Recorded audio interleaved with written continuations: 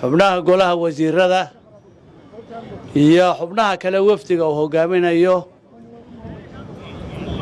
waxaan ku soo dhaweynayaa taliska aaga bari waxaan ku leeyahay assalaamu calaykum waraxmatullaahi wabarakaatu mudane madaxweyne halkan waxaa ku sugan ciidamadii taliskan aaga bari taliskii iyo xubno ka tirsan guutooyinka jiidda hore nidhi warka ha gaadhsiiyaan maadaama ciidankaasi ay ku jiraan heegan ku jiraan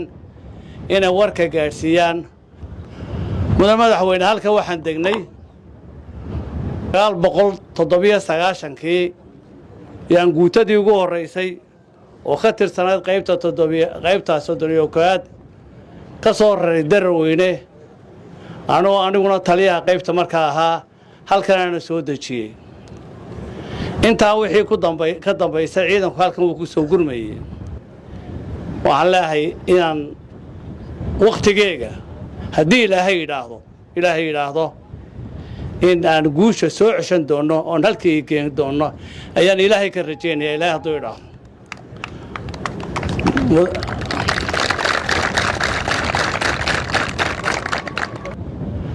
madaxweyne waqtigoo kul darteeto